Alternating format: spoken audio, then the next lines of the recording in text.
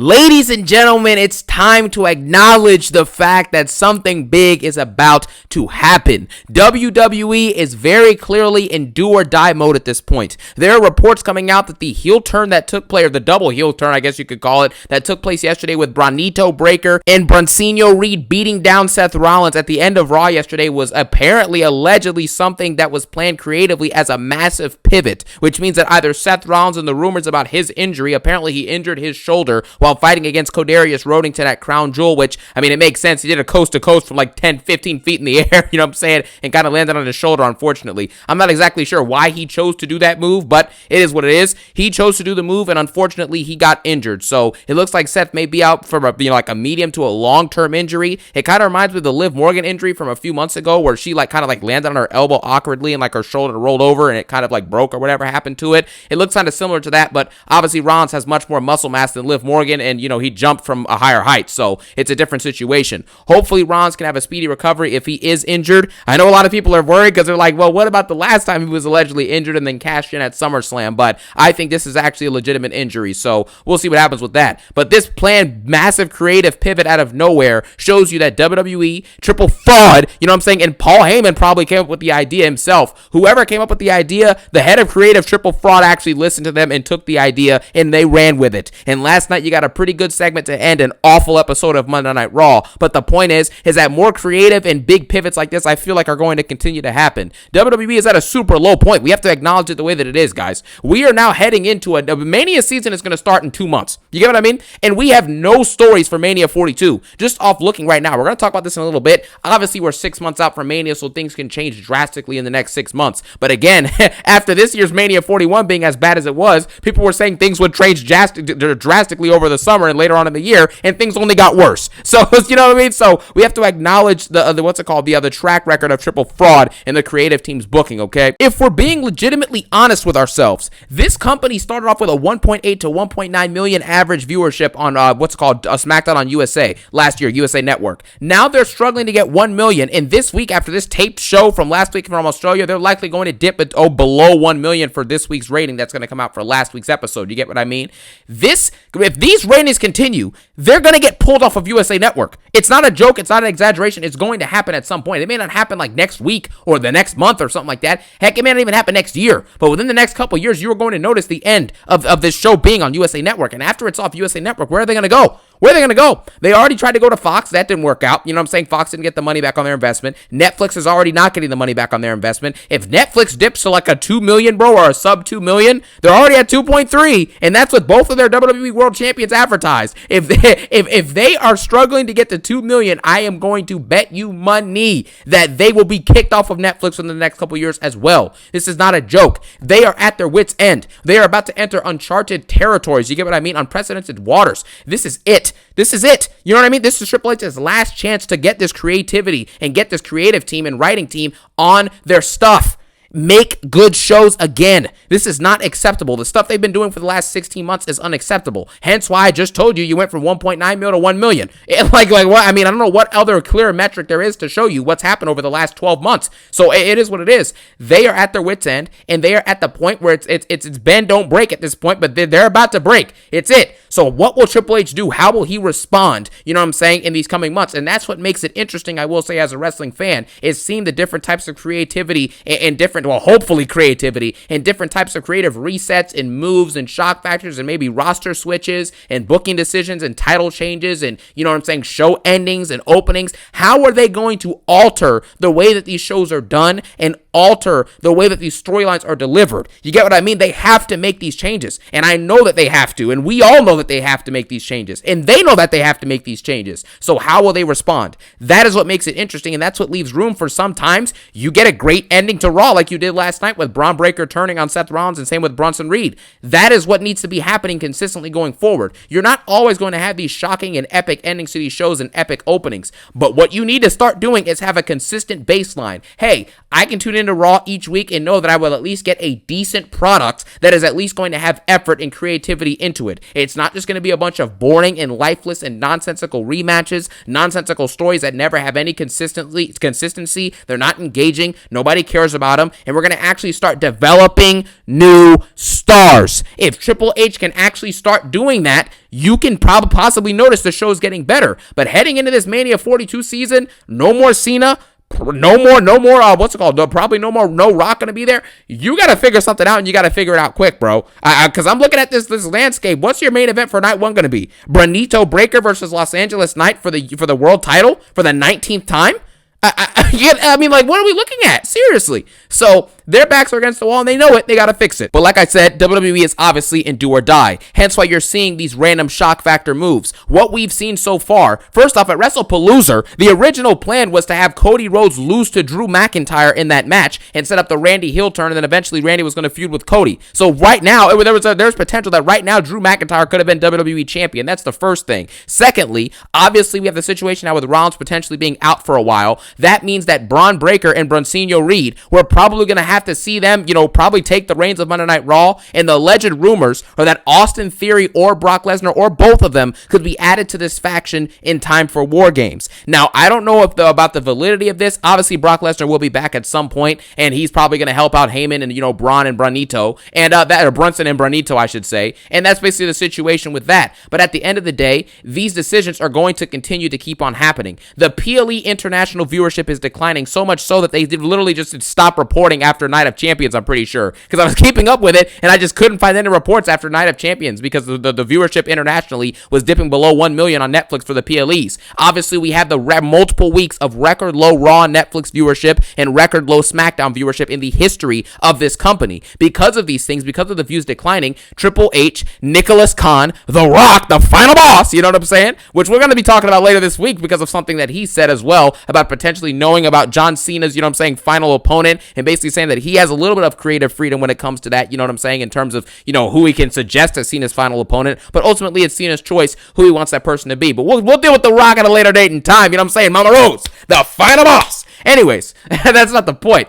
WWE, because their viewership is drastically declined and it's reaching like record low, it's getting bad, man. They're on E. You know what I'm saying? They're running on E. The gas tank's running on E, and you can see on Raw and SmackDown, compared to the last garbage we've been getting for the last 15 months, they're actually trying to make noteworthy and meaningful moments on these shows, at least the last couple SmackDowns and Raws, or the last SmackDown and Raw, individually. The last SmackDown I'd say is like a 4 out of 10, which is an improvement from a 1 or 2 out of 10. And then Raw, even though it was still a 2 out of 10 last night, at least it had a massive noteworthy moment that has us talking, and the story can go in different ways. So by proximity, the segment was good and it had some intrigue. This is what they're going to have to continue to do. With the heel turn, the double heel turn now, and Rollins potentially being injured, Braun and Bronson Reed have basically done absolutely nothing all year. You get what I mean? They've wasted their years away. Braun Breaker walked into Mania 41 as the IC champ. He walked out without the belt, and now he's going to become a leader of a faction, which makes no sense. Number one, he obviously lost to Sami Zayn, and so should I say Samuel Zayn, and Jay Yeatmaster in individual one-on-one matches for the IC title last year. Now you fast forward, Braun Breaker has basically, I mean, can you tell me at least, just tell me 3 great stories or great promos he's had this year? Like, you know what I'm saying? Like, it hasn't happened. And can you even tell me 3 amazing matches he's had this year? I don't even know. Is this the same repeat stuff with LA Knight and Jay Yeatmaster? And that's not acceptable. And now that we've known now for probably for a fact that the last 3 months of the same rematches with Los Angeles Knight, Jay Yeatmaster, and Braun Breaker and Bronsinho Reed, we know that was basically a waste of time that went nowhere. We have now wasted our time. So WWE has a bunch of fan, discontent. Fans are not wanting to spend the $30 plus a month on ESPN Premium so they can watch these PLEs because they're not premium live events. Why would you charge 3 times what you were charging before on Peacock? You're charging 3 times now for $30 on ESPN Premium to still get 5 matches, and all of them are meaningless. Do you see what what are we doing at this point? It's ridiculous. So with all of this coinciding, WWE and Triple H's backs are against the wall. And what are they going to do to respond? We are going to see over these next few weeks and the next few months leading into Mania 42 season, when Royal Rumble season comes around and everything like that. Because things have to change. We just got a situation. I saw someone on Twitter say this. This is an amazing tweet. They said that the Vision faction is basically 007.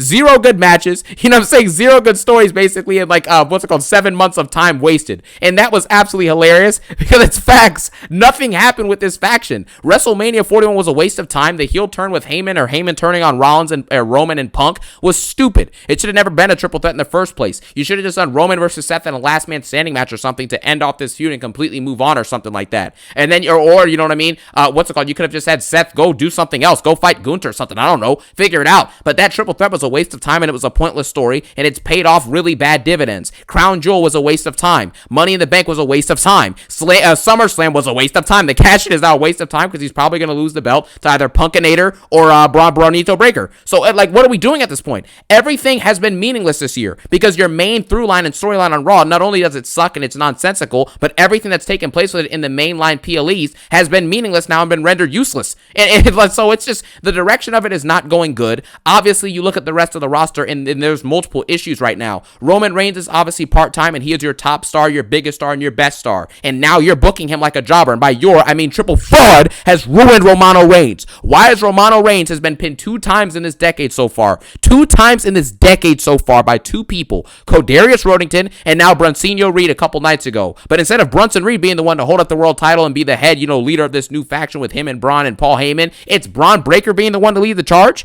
How? Brunson Reed pinned Rollins last year and pins Roman Reigns this year, and he's not leading the charge. But Braun Breaker, who lost to Roman Reigns' cousin, his former lackey, right-hand man Jey Uso, and Sammy Uso, and he is now the head of the charge. None of this makes sense. You get what I mean? And Braun Breaker, as much as I like Braun Breaker, I think he has potential. His storytelling and promo ability, I have not seen anything of it that makes me think that he's going to be a superstar. Not even a superstar on the level of Roman or Cena that they can carry a generation, but not even a superstar on the level of Codarius Rodington. You understand what I'm saying? Like, he's not even going to be a star as big as Cody Rhodes, and Cody Rhodes isn't even a legitimate superstar in my opinion. Like, by today's standards, you can say he is a superstar, but like by actual standards of what is a superstar or a megastar that defines a generation, Braun Breaker or Brunson Reed are not hitting those levels. But at least if you're going to have Brunson Reed pin Roman Reigns and be in that rare era of people who have done that this decade, at least do something with him. But instead, it looks like he's just going to be a lackey, and that is not going to pay off good long term. I'm telling you right now. Cody Rhodes' championship reign sucks. It's not being booked well. The amount of times that Cody Rhodes comes out in a suit to tell us about respect and love and care is getting infuriating. How many times has Cody Rhodes come out and cut a meaningless promo, disappeared backstage, and never been seen the rest of the SmackDown? It's happened now for a year and a half, and it's getting ridiculous. It's unacceptable, man. It's actually infuriating me how Cody Rhodes gets consistent championship shots and consistent championship reigns in all these big matches. He never gets pinned clean ever. He never ever has anything interesting going on, and he just continues to hold the championship. Do something different.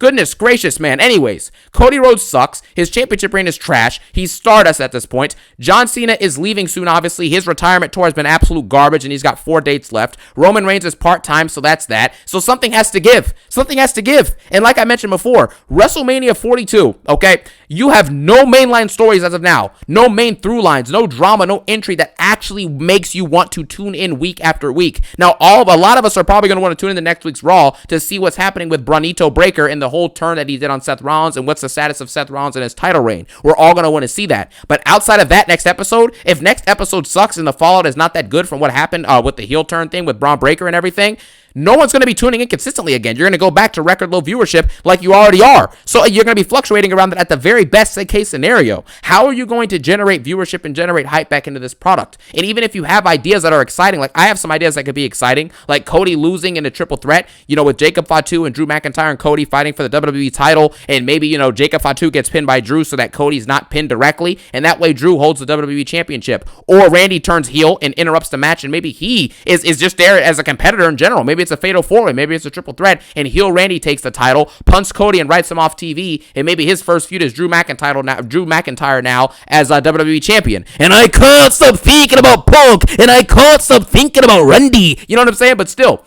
that is the situation. That's an idea you could go, and then Cody gets written off for a month or two, comes back, and then now he has something fresh and new to do, fighting against a heel Orton for a WWE championship. Romano Reigns is booked like a jobber right now, so he has nothing going on, and he is the main event guy. Whatever match happens at Mania 42 that's going going to main event the show, Roman Reigns will be in the night 2 main event. So what's he going to be doing? How are you going to get him from where he is now, which is a jobber, and get him to be a main event feeling guy again? He already feels like a main eventer for being real, but the booking of him doesn't make him look like that right now. You know, like we're just holding on to the fact that he is the biggest star. That's all that makes him a main eventer at this moment. Seth Rollins, he may be hurt for a while. He may miss Mania season, so he's not going to be there. Los Angeles night is a jobber. The women's main event scene is repetitive, and some of them are injured. The top stars like Liv Morgan, Bianca Belair, they haven't been seen in months, and so you don't really have anything. Rhea Ripley and Io Sky, they've been in the world title picture more than enough times. We're moving on from that at this point. You know what I'm saying? Like, at least I am. I'm so done with that, you know? So I don't know what's happening. And then you combine that with the fact that the week-to-week shows are meaningless, lifeless, not engaging at all, and are experiencing record low viewership in the history of the company.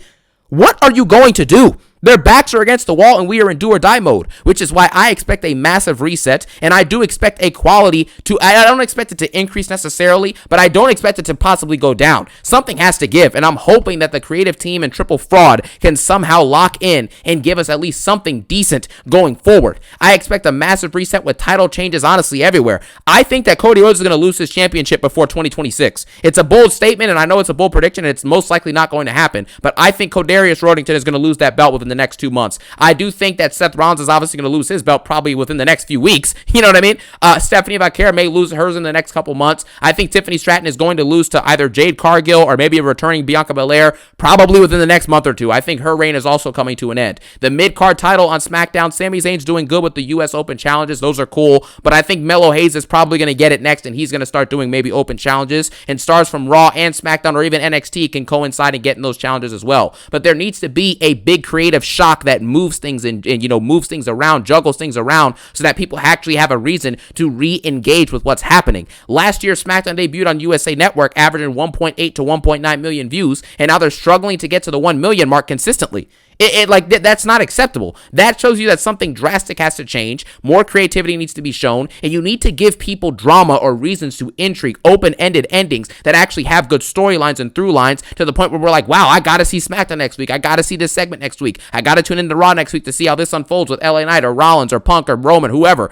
That's what you need more of. It's not a difficult thing to do, and with Triple Fraud, doing all these podcasts and creative, you would think he has it locked down pat. You know what I'm saying? That's why he's out here celebrating and doing all these record gate. I'm the gamer. Stephanie Vaquero, come here so I can stare at you weirdly and grab your head. You know what I'm saying? Like, what are we talking about? So we have to figure this out. I do predict big changes in the near future. I think that title changes will happen, and I do think that the creative is going to start making more shock factor decisions so that people can re-engage with what's happening. And then after a little bit more shock factor, then they'll finally have things stabilized and we can get good product consistently, hopefully, leading into Mania 42. Because Mania 42 at this point is do or die. No Cena, likely no Rock, maybe no Rock, I'll say. And Roman's part-time to build these stories. Cody Rhodes' title reign sucks, and Rollins may be injured. So I don't know what else you're going to have to do at this point. And Punk's also on his way out in a few years, probably, same with Orton. So all your top stars are on their way out, you know what I'm saying, or they're very part-time, and you have to figure out a way to figure things out to make things great again. And if you can't do that, then you have to figure out a way to make these shows actually watchable, first of all, and then develop them into being good, and then maybe develop them into being amazing once again. We'll see what Triple Fraud does with his back against the wall, but as for what I've seen so far for the last 15, 16 months of WWE, I'm not confident in this guy whatsoever, but I do hold out hope that maybe the gamer can impress us and do something special in the near future. Thank you guys for watching. Let me know what you think about the current position of WWE right now. Where do you think they're at? Where do you think things are headed with all the creative changes and things that have to be done in order to save this dying company? You get what I mean? Thank you guys so much for watching. Have a phenomenal day. Peace out and one love.